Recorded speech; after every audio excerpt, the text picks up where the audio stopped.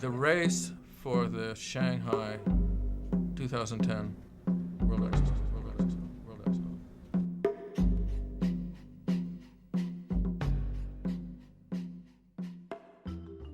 I'm Bob Gustafson. I have two different roles at Cal State Northridge. The first is through the Department of Cinema and Television Arts. I'm the head of the Media Management Option. I'm also director of the Entertainment Industry Institute, which is the liaison between the Mike Curb College of Arts, Media, and Communication with the entertainment community, basically radio, TV, film, and music. The World Expo in 2010 will be in Shanghai, China, and the Expo is, in effect, functions like a World's Fair, and where all countries are invited and have their pavilions and so forth, and it's, of course, like a world party, in effect. Last year, I went to China actually twice.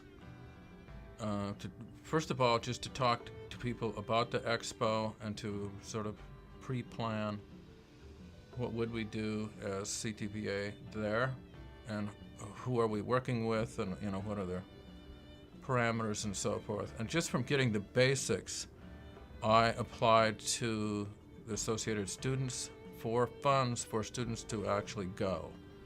And I received $10,000 to bring 7 CTVA students to the expo this year. It's for people just to understand different countries by walking to these different pavilions. Now, unlike a normal World's Fair or a giant convention, the pavilions themselves do not remain the same throughout the 6 months that it's open. For example, the Chinese pavilion will change every hour, so it has 10,000 different participants. The American pavilion is going to try and do something the same. So I'm working with the American pavilion because I want to have the CSUN students be able to perform there. And of course, it would only be performing once because you change it every hour. But that's the Chinese model, is that you can go back repeatedly because it's always different. I've taken CSUN students to China once before in the summer of 2008. And they went with me to China and then to Shanghai, and we showed some CTVA work there at the time. What's in it for the students, and the structure is actually really quite clear. The first thing is student work would be shown. It'll be shown in Shanghai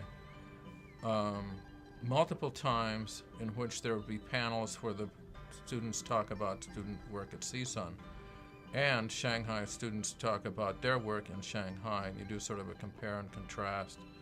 The Chinese students are extremely good.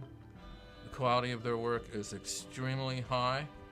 They're into really avant-garde styles of television and into really different types of movie making.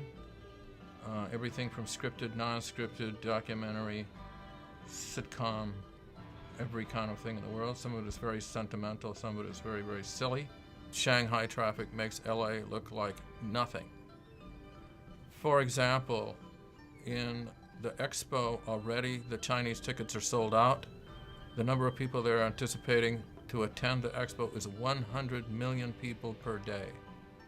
The first thing that any kind of student who's interested in going to the expo should do, first of all, is go online, look at the expo website, look at information on YouTube about it, just to get a sense of the size of this thing and what's expected of you.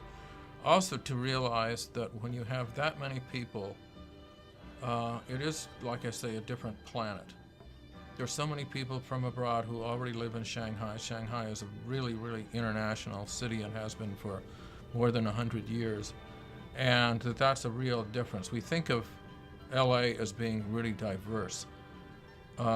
This makes that look like nothing because you have such a giant international community who's there.